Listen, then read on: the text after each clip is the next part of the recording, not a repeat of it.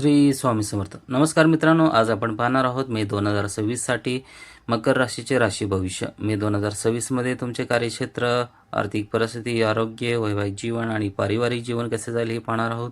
त्याचबरोबर उपाय देखील सांगणार आहे. व्हिडिओ शेवटपर्यंत पहा, तर तुम्हाला उपाय काय आहे ते समजणार आहे. मे 2026 या मासिक राशी भविष्यानुसार या महिन्यात सूर्य तुमच्या 4थ्या आणि 5व्या घरात भ्रमण करेल. तसेच हे दोन्ही भ्रमण शुभ मानले जात नाही.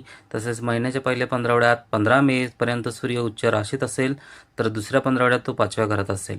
5वे घर हे सूर्याचे स्वगृह मानले जाते, त्यामुळे काही प्रकरणामध्ये सकारात्मक परिणाम मिळू शकतात, परंतु बहुतेक परिणाम कमकुवत वाटतात. म्हणून सर्वसाधारणपणे या महिन्यात तुम्ही सूर्याकडून कोणतीही विशेष अपेक्षा ठेवू नये. मंगळ 11 मे पर्यंत तुमच्या 3ऱ्या घरात असेल, जी एक शुभ स्थिती मानली जाते. 11 मे नंतर मंगळ 4थ्या घरात असेल आणि 4थ्या घरातील मंगळाचे भ्रमण शुभ मानले जात नाही. तसेच स्वराशीत असल्यामुळे मंगळ काही प्रकरणामध्ये शुभ परिणाम देखील देऊ शकतो.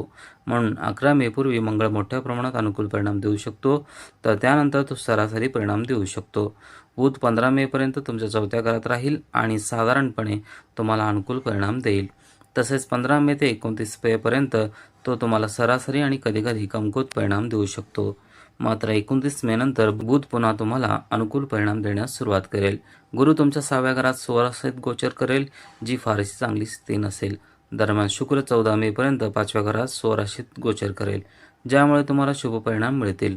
14 मे पर्यंत शुक्र कमकुवत परिणाम देऊ शकतो. शनी 3ऱ्या घरात गोचर करेल आणि 17 मे पर्यंत स्वराशीत राहील, जी एक अनुकूल स्थिती आहे. 17 मे नंतर शनी बुधाच्या राशीत असेल. तसेच 17 मे पूर्वीच्या तुलनेत परिणाम थोडे कमकुवत असू शकतात. राहू आणि केतूचे गोचर या महिन्यात अनुकूल परिणाम देण्यास असमर्थ ठरू शकतात, त्यामुळे हा महिना तुम्हाला सरासरीपेक्षा चांगले परिणाम देऊ शकतो. काही बाबतीत जर तुम्ही संयम ठेवला तर परिणाम चांगले मिळू शकतात. कार्यक्षेत्र, तुमच्या करिअरच्या बाबतीत तुमच्या कार्यक्षेत्राचा स्वामी असलेला शुक्र महिन्याच्या पहिल्या पंधरवड्यात विशेषतः 14 मे पर्यंत खूप चांगल्या स्थितीत असेल. तसेच 14 मे नंतर शुक्र कमजोर स्थितीत असेल. त्यामुळे जर तुम्हाला व्यवसायाशी संबंधित निर्णय घ्यायचे असतील किंवा नोकरी बदलायची असेल, तरी ही कामे 14 मे पर्यंत पूर्ण करा. 14 मे नंतर शुक्र 6व्या घरात प्रवेश करेल आणि या घरातील हे संक्रमण शुभ मानले जात नाही. जरी हे व्यावसायिकांसाठी फारसे सकारात्मक मानले जाणार नाही, तरीही तुमची बॉस महिला असल्यास चुकूनही तिची टीका करणे टाळा आणि तिच्याशी कोणताही संघर्ष टाळा. महिला सहकाऱ्यांशी चांगले वर्तन ठेवल्यास चांगले परिणाम मिळतील. महिन्याच्या पहिल्या पंधरवड्यात बुध देखील अनुकूल स्थितीत असेल, ज्यामुळे तुम्हाला व्यावसायिक निर्णय घेण्यास मदत होईल. या काळात घेतलेले निर्णय तुलनेने फायदेशीर ठरतील. महिन्याच्या दुसऱ्या पंधरवड्यात तुलनेने कमी चांगले परिणाम मिळू शकतात. एकूणच मे 2026 मकर राशीच्या लोकांसाठी कामाच्या ठिकाणी संमिश्र परिणाम मिळू शकतात. आर्थिक परिस्थिती, तुमच्या आर्थिक जीवनाबद्दल बोलायचे झाला, तुमच्या लाभस्थानाचा स्वामी मंगळ 11 मे पर्यंत अनुकूल स्थितीत राहील, ज्यामुळे तुमची शक्ती आणि आत्मविश्वास वाढेल. यामुळे तुम्ही आत्मनिर्भर व्हाल. या सर्व गुणांमध्ये तुम्ही मोठे यश मिळवू शकाल. तुमचे उत्पन्नही वाढेल. परंतु 11 मे नंतर मंगळाच्या दुर्बल स्थितीमुळे तुमच्या यशात थोडी घट होऊ शकते किंवा मोठा लाभ मिळवण्यास विलंब होऊ शकतो. दरम्यान बचतीच्या बाबतीत हा महिना संमिश्र परिणाम देऊ शकतो. दुसऱ्या स्थानाचा स्वामी शनी तुमच्या बाजूने असेल, परंतु राहू आणि केतूच्या प्रभावामुळे अनपेक्षित खर्च होऊ शकतो. एकूणच उत्पन्नाच्या बाबतीत मे महिना सरासरीपेक्षा चांगला असेल, परंतु बचत थोडी कमी होण्याची शक्यता आहे.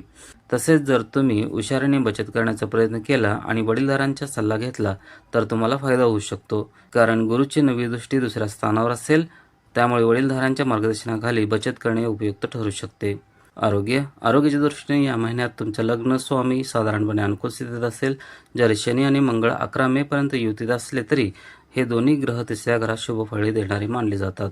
त्यामुळे जे संयमाने काम करतात त्यांना कोणतेही नुकसान होणार नाही. तसेच जे बेदरकारपणे गाडी चालवतात त्यांना दुखापतीचा धोका असू शकतो.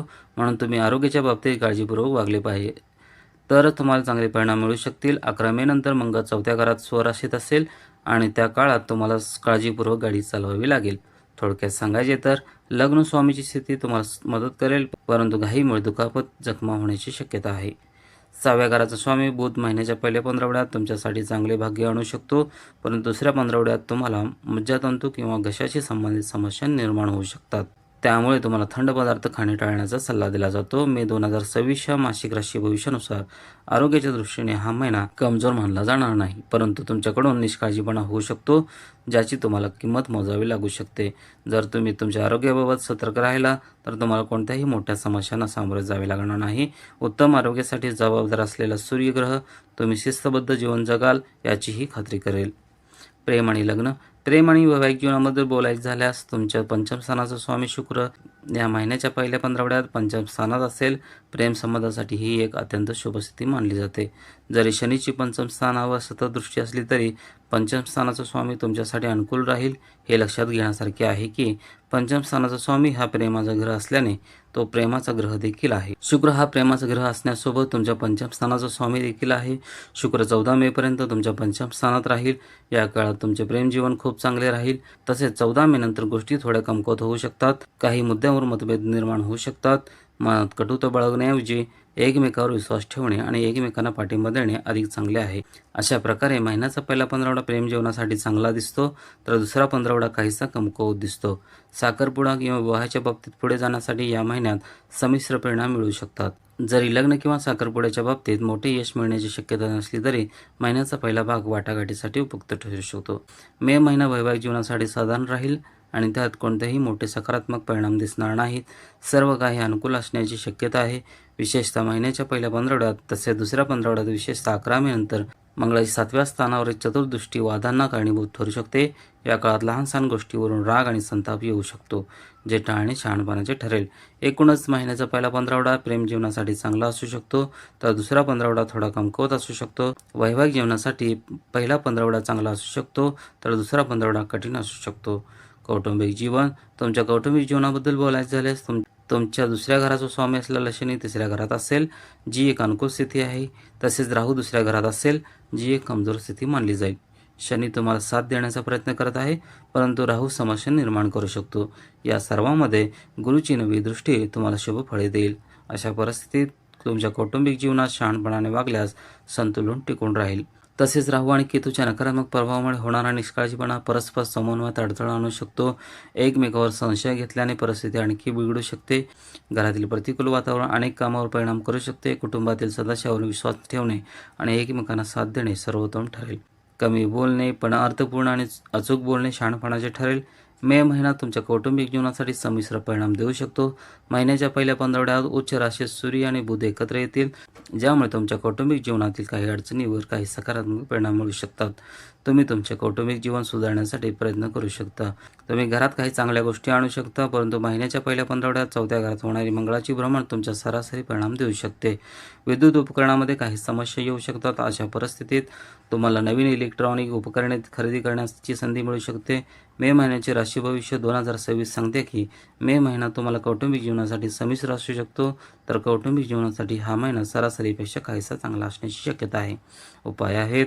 आपल्या क्षमतेनुसार गरजू लोकांना अन्नदान करा. मुलींना कमळाच्या बियाची खीर खाऊ घाला. गायीची सेवा करा.